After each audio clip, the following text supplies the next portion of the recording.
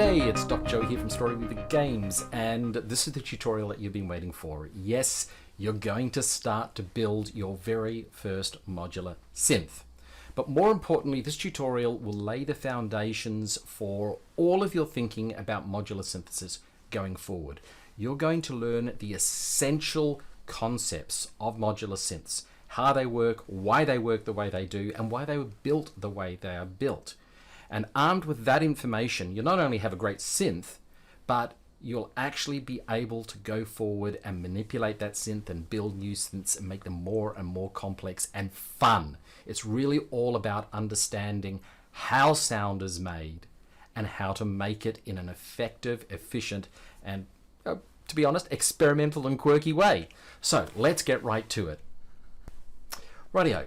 To start our journey creating a synth, we're going to clear off all of the stuff that you may have on your screen. So fire up Voltage 2 and click on the new button there. Bang, we have a new work area. I'm going to call this my workbench. Let's think a little bit about what we're trying to do though. What is a synthesizer? Well, it's something that makes noise. So the first thing that we're going to need is something that makes a noise. But it also allows you to play that noise, to turn it on and to turn it off, to make it vary in volume over time. So we're going to need something to do that as well. And it also changes frequencies. You'll be able to play a different frequency on a keyboard, but you'll also be able to tweak that frequency over time as you play it. So we're going to need something to do that as well. All of these elements of sound, of creating sound over time that changes in pitch, that changes in volume, all of that can be wrapped up into, at the very bare minimum, 5 little modules. So let's look at the first one, how to make a sound. Well, the thing that, to really learn how to make a sound, first of all, let's think about what sound is. Sound is literally vibrations in the air, moving up and down, a little backwards and forwards, hitting our eardrums, making the eardrum wobble, which hits a little couple of sensors in the ear that turns those to electrical signals, that runs those into our brain, and magic happens in our brain. That's what sound is. It's vibrations in the air. Now, we all know that. And music from electronic systems is made by taking voltage and making basically something wobble backwards and forwards to make the air wobble backwards and forwards. So there's a deep connection between wobbling electricity backwards and forwards, we call that frequency, to making air wobble, to making our brains wobble, that turns it back into electricity and goes into our brains. I mean, how amazing is that? So we call this wobbling backwards and forwards, we call this oscillation. And the faster the oscillation, the faster the sound, the faster the air moves, and the higher the pitch that our brain perceives. Pitch is literally how fast something is moving. There's also oscillation, which is incredibly slow, that we can't hear, or oscillation so high that only our pet dog can hear it. We just want to deal initially with that middle ground of oscillation, that audible oscillation. Now, the module that you will use in your synthesizer, in fact all synthesizers, to create that sound is called, unsurprisingly, an oscillator. And Cherry Audio has got an oscillator for us, and it is unsurprisingly called Oscillator. So let's just add the oscillator there. Notice I typed in the first few characters of what I was looking for, oscillator, and it limited the various devices. This module here you will have. It's part of the nucleus package. So there's the oscillator.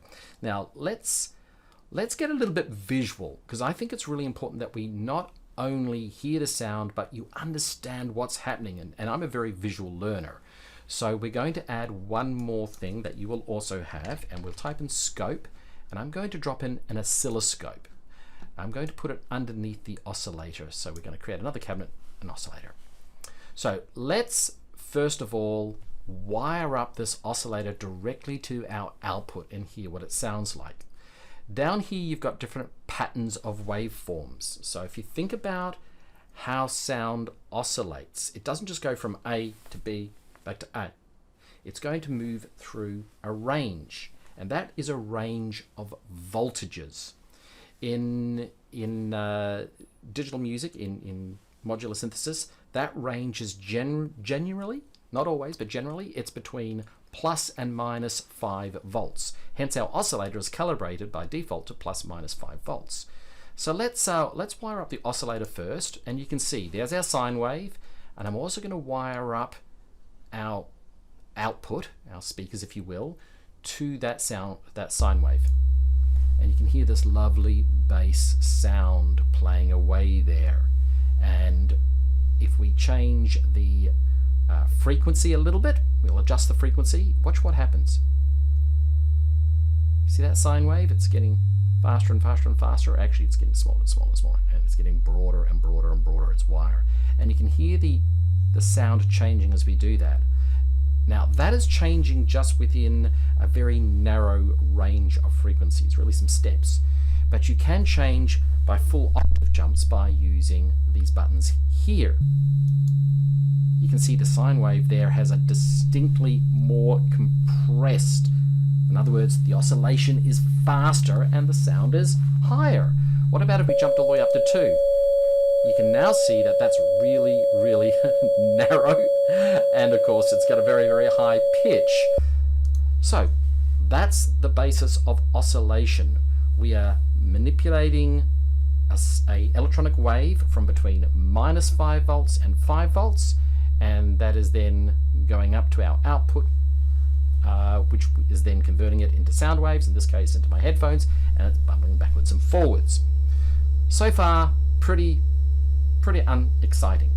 But the key thing I want you to take about here is that there is a direct connection between plus and minus 5 volts, how fast a circuit is oscillating between those 2 points, and the shape that it's oscillating, and the sound that you're hearing. Now, thinking about shape, let's actually change some of these shapes and watch what happens. Hold down the shift key and grab the 2 wires. If you're holding down the shift key, you'll move both wires at the same time. Let's move it to what's called a triangle wave. Now you can see that the waveform has actually changed, and the oscillator will actually show that for us. And you've got this slightly more buzzy sort of sound. It's this deeper sound that's being created. That's because the texture of the wave is different. Let's take a look at some of these other different waveforms. I'm going to take one over here, and I'm going to use the Sawtooth Wave. This means that the oscillation ramps up from minus 5 to 5 and then suddenly drops back down again in the... Gives it a pretty nasty sound there. Interestingly, the reverse Sawtooth Wave, this one here, which goes from high to low, sounds pretty much the same.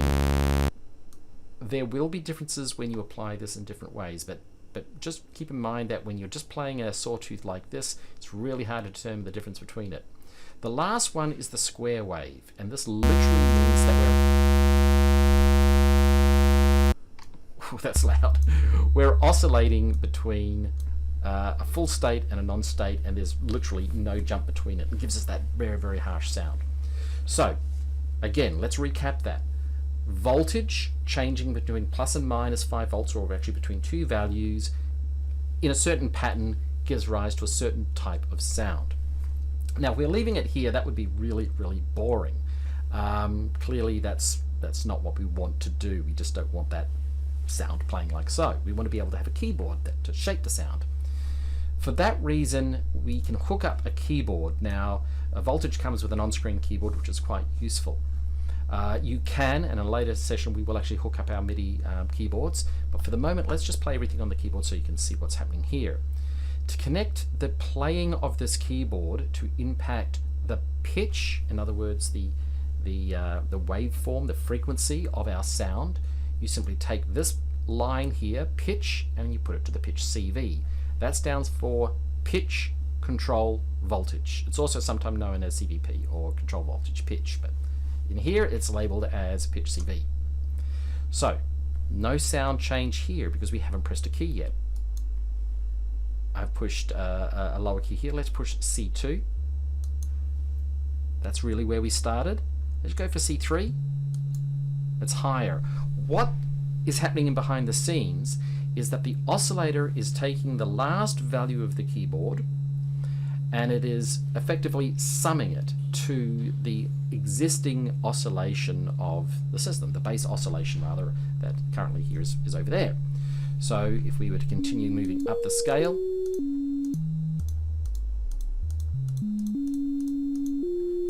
so think about it, we've got a certain value that is inherent in how fast the oscillation is, and by pressing a key we're increasing that speed or decreasing that speed. Now we still don't really have a very good synth. All that we're doing at the moment is we're just generating a tone, a noise. Big deal. We now need a way of shaping that, of playing that. And there's two components that you need for this. The first one is a way of telling our circuitry that we've hit a button, and more importantly that we have taken our finger off a button. So that is a switch on, switch off. But we can get a little bit smarter than that, and we'll deal with that in a second. But the other thing that we need then is a way of amplifying the sound so that when you tell it to switch on, the sound goes up. We actually play the sound, and when we tell it that we want the sound off, the sound is going to go off. And that's called an amplifier. So you've got something that is going to instruct how the amplifier is going to apply its volume. And this brings us into another concept. So it's probably easier for me to show you. The first thing that we're going to do is create an envelope, or rather fetch an envelope. So we'll type an envelope there. And an envelope generator is what we want. An envelope generator, and we'll put an oscilloscope underneath it as well. Quick, really useful little tip. Rather than having to go through and find multiple modules for the same thing, if you've already got a module on the screen and you just want to copy it over, hold down the alternative key, click and drag. So there we go. And I'm going to attach this output of my envelope generator to my oscilloscope. And we're going to take the gate and attach it to the gate of the keyboard. Now a gate is basically a state going on for a period of time, off. And generally, not always, generally the gate is powered at plus 5 volts. So if there's 5 volts coming down that little wire, in other words, we're pressing a key, something is going to happen in this envelope generator. Let's actually take a look at what happens here. You can see that the line of the oscilloscope jumped up to 5 volts. When I undo it, it drops down 5 volts. Put it up, put it down, up, down. Not very exciting so far, but there's going to be some magic here. No doubt you've seen A, D, S, and R. What does that mean? Well, when we press a key, we don't just have to be on or off like we've got it here. We can actually get smarter than that. We can change how this voltage moves over time, a little bit like a waveform. So let's look at the first thing here, attack. This is how fast the gate will send signals, or how fast the envelope rather will send signals when a key is pressed. Let's raise that up quite high, and now watch what happens to that line. When I push it, it moves up more slowly, more slowly. If we attach that to an amplifier, that means that the audio, the amount of noise coming out of the amplifier will increase over time. And when you release it, it slams to the bottom. The next thing is decay. I'm going to move the decay up about this far, and I'm just going to move the sustain level down. Decay and sustain. Decay means that once a sound has played up, it starts to slowly fall, even if we're still holding the key. And then when we finally reach a level of decay that's appropriate, then the sustain will take precedent and we'll just hold in place. So let's go about here. Watch what happens. It moves up slow. In fact, let's just speed that up. That's a little bit fast, a little bit slow. It moves up, and then you see it slightly slowing down a bit. Let's just drop this down even a bit further. Moves up and then drops down. Moves up and then drops down to a sustained level. Moves up, decays, stays at a sustained level. So that's part of our envelope. And finally, we've got the release. Now, the release is how long a note will continue to play after we've removed our finger off the key, or remove the key here. So watch what happens again. We click, it jumps up, and then we release, and it drops down over a period of time. As opposed to this, which is jumps up, slows down, immediately to the bottom. Let's make that really slow. Jumps up, comes down a little bit, and releases slowly. So all very exciting stuff. You can see how an envelope generator creates a voltage pattern. Now to bring all of this together, we do need the amplifier. So far we've not had any sound going, so we're going to create the amplifier, type in amp and amplifier. Our good friends over at Cherry Audio are not overly imaginative with their naming, at least not for these critical components. So what does an amplifier do? Well, specifically it should be called a control voltage amplifier, or VCA. Voltage controlled amplifier, VCA. And the reason for it is we're going to take the envelope, the output of this, and it's going to go into the control voltage level of the amplifier. And what that means is that when we fire a key, it gets a gate, it starts to process that, it's going to send a certain amount of electricity to this button here, and that will change how loud the noise which is inputted here will play. So we'll take the noise, instead of going directly, we'll just turn that up a bit, directly to the output here, we're going to take that and we're going to put it into the input of the amplifier. So now the amplifier has a sound coming out of our oscillator, and it's got a control voltage coming out here, and we're going to take that and attach it to the sound. But wait, nothing's playing. Why not? Now it's playing. And notice what's happening here. Let's actually put an oscilloscope underneath it so we can see it. I'm going to take another output for the oscilloscope. Watch these 3 oscilloscopes and listen to the audio. And I'm just going to make that attack a little bit faster, and I'm going to make that a little bit faster too. You see what's happening? The very first wave over there under the oscilloscope, it's got the full range. In other words, it's full volume. And it's of a certain pitch based upon the key that we're playing. Underneath the envelope generator, you've got the oscilloscope, which is showing you that we are currently sustaining the note because I'm still holding it down. And the amplifier is showing you, if you look closely, you can actually see that the volume of that sine wave, it's the same frequency, but the volume of that sine wave, the height of it, is slightly smaller than that of the first oscilloscope. And gosh oh golly, it's actually holding at the same voltage level of the envelope generator. You can literally see how the audio works. And when I take my finger off the key, you see they both drop down together. Look at that. So here you've got the notion of a voltage between 1 and 5 volts making a sound because it's oscillating very fast, being manipulated in terms of volume by another circuit which is moving between 0 volts and 5 volts. That, at the heart of it, is really a big part of modular synthesis. You've got voltages between -5 and 5 volts and 0 and 5 volts controlling things. At one end you've got what's called audio voltage levels, or this very fast, rapid backwards and forwardsing. Another level you've got a control voltage, which is telling a knob how to turn. Think of it that way. By the way, if you do change this gain knob here, you're effectively overriding or adding to this here. So listen what happens. See, that literally just changes the volume manually, whereas if we've got it pushing a key, you're doing it in an automated way by taking the control voltage outside of your envelope. I hope that all's making sense to you. So please, if you do have questions, oh, someone's calling me.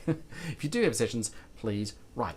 Now, so far this is incredibly boring. In principle, this is your, pretty much your first synth, but there's other things that we need to put in here. We need a way of filtering out sound we don't want. So I'm going to actually take this sound here, this waveform rather. I'm going to click on it. Whoops. I'm going to use shift, and I'm going to move it to something pretty harsh. I'm going to move it to a saw wave. Let's turn that volume attack up nice and high. Yeah, it's a sound, but it doesn't have much character and texture, and it's got all these high elements and so forth. What we need is a way of just saying we don't want all of that sound. We just want part of that sound wave. We just want part of that. To do that, we use what's called a filter. And I'm just going to type in filter, and guess what Cherry Audio called their filter? You guessed it, filter. Specifically, this, like the amplifier, is actually a voltage controlled filter, or VCF. and it consists of several parts. I am going to use this button here to make our wires a little less in your face. There we go. And now you can see also when I moved it onto the rack, other elements moved out of the way for me and sort of moved to the side. So I'm just going to move a few things out of the way, like so. I'm going to add, using alternate and drag, another oscillator in there. There we go, like so.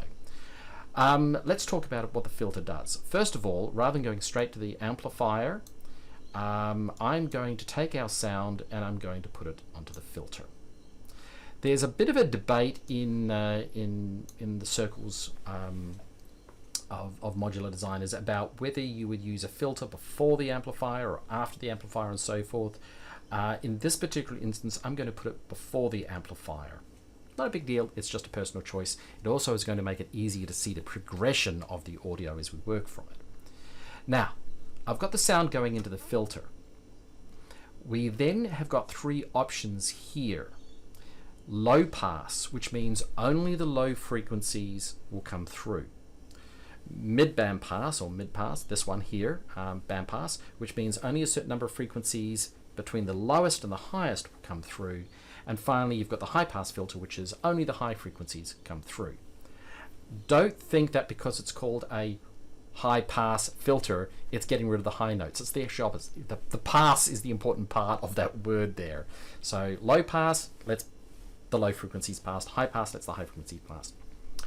I'm going to wire the low pass to my oscillator, and let's use this knob. This is the cutoff knob. This knob, basically, when you turn it, it starts cutting out frequencies from the higher end. And watch that oscilloscope as we do this. In fact, what I might also do is just take the output, hook the amplifier up as well.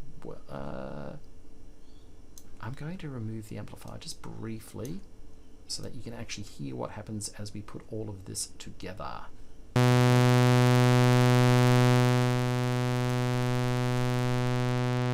Watch the oscilloscope.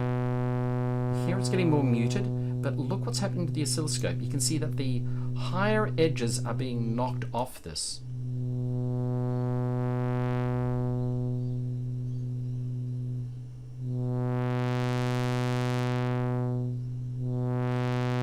That's changing our shape.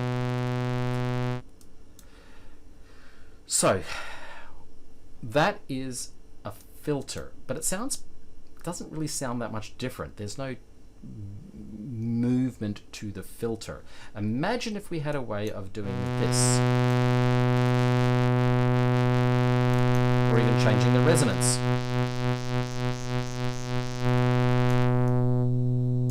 Sounds a little bit more interesting if we do it that way.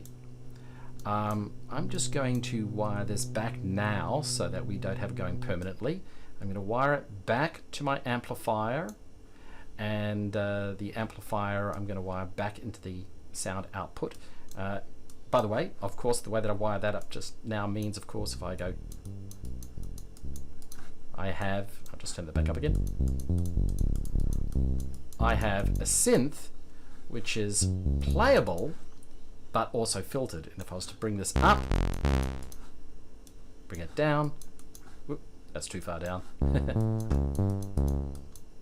And you can see the relationships between the sound waves by looking at those four oscillators. The very first sound, very, very sharp, that's coming straight out of the oscillator. The envelope, it's brought down the audio level of the note while we're sustaining it. The filter, we've cut off those high points, and then the oscilloscope underneath the amplifier is showing us what the final wave looks like. Let's let it go. Ooh, perfect. Okay. The last thing we'll be adding to our synthesizer is what's called a low frequency oscillator. Imagine being able to move this knob or this knob automatically, as I was doing manually before, but in an automated way, one that's predictable, up and down. To do that, we're going to add what's called a low frequency oscillator, or LFO. Everyone calls them LFOs, and Cherry Audio calls theirs an LFO. Let's add that. And I'm going to add this LFO just before my filter, which means I need to move these two things along a little bit. There we go. I'm going to move that oscillator back under there, move that oscillator back under there, and move my LFO here. Now let's take a look at the LFO. There's several elements to it. It's got the same sort of outputs, very similar outputs to what is existing inside a regular oscillator. It's got one extra one, which is a random pattern. That can be quite useful, and we'll experiment with that in a second. It has a frequency. Frequency is how fast something goes up and down. And you can see that little light there, that's showing you the peak and the troughs of the frequency. So our LFO, unlike the oscillator, is going quite slowly, beep, beep, beep, beep, like that. Whereas the oscillator is just, well, it's making audio level speeds. So I'm going to bring the oscillator down a little bit. That's a little bit too slow. I'm going to wire up a simple, actually I'm going to use a sawtooth, and we're going to wire it to the frequency modulation button. And if we play a note, sounds the same as it was before. No difference. There's a little knob here, which is known as an attenuator, which basically says how much of the, to make this really easy, let's just grab an oscilloscope under there so you can see what's happening. And I'll attach the oscilloscope here. There you go. You can see it's got a wave factor, which is very, very, very slow. If we zoom out, oh, going to be too slow. But basically that, if you imagine that as being zoomed out, you can see what is happening with that frequency over time. It's going from 5 volts to -5 volts. And this knob here says how much of that 5 volts is going up. I'm going to turn it quite high up, meaning pretty much this entire ±5 volts is being used to twiddle the frequency of this oscillator, of this filter. Now let's listen to it. Notice how the sound is changing over time to the speed of the oscillator. If we turn up the low frequency oscillator, now you can see the line is moving very, very fast. And we can turn that up some more. What you've actually got here is the envelope generator is generating a control frequency between 0 and 5, and this little fellow, the LFO, is also generating a control frequency between, well, in this case it's actually -5 and 5. You can click it so that it's only between those two voltages there, which will give you a slightly sharper sound, or it can be the full range, which means it is moving over a deeper area. But effectively the same thing is happening. These two are working with control voltages, that is working with audio level voltage of oscillation, and we're using that to manipulate a filter. So control voltages are really important. They control effectively how much something is going to work, and you can have an attenuator that says how much of that control voltage will be applied. See, if I turn this down slightly, and if I turn it all the way up, much more pronounced the impact of this. Okay, so what we'll be doing here is just playing with the synthesizer, trying out different things, moving that low frequency oscillation to different parameters, to different attenuators and control points of the filter, but also other areas. And just watch what happens as we change all of those switches.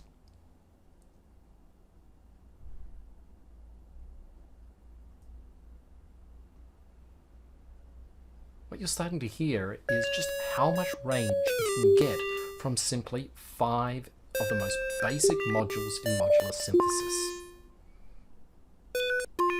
So what I'm going to suggest you do is start playing with your own synthesis. If you've been following along, which I hope you have been, you'll actually start to see incredible patterns and opportunities.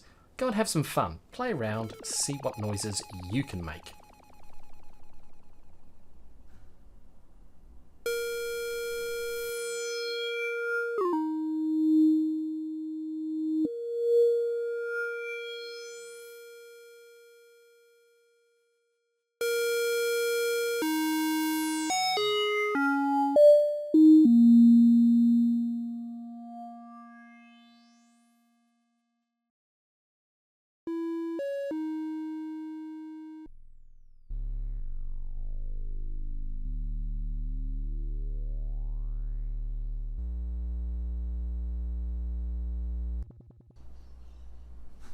Okay, so you can see that you can have a lot of fun with that. Now, this was the very basics. The key learnings that I've wanted you to take from this is that there's two different types of voltages at the most basic level.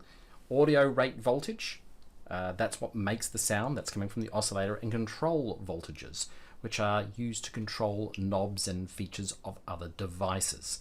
And at the heart of it, that's all that really matters. In terms of sound, you need to think about frequency and oscillation and volume over time. And all the modules that you'll be adding to your synths in future, that's all that they're really doing. They're modifying the volume over time, the envelope generator, or they're modifying the frequency over time. That's what the LFO is doing in this particular case, in most of the cases. So I hope that's been useful. Now in the next tutorial, we're going to start messing with the synthesizer and adding to it and really creating some interesting new concepts. We're going to add complexity and rhythm. I'm looking forward to seeing you then. Cheers. Bye.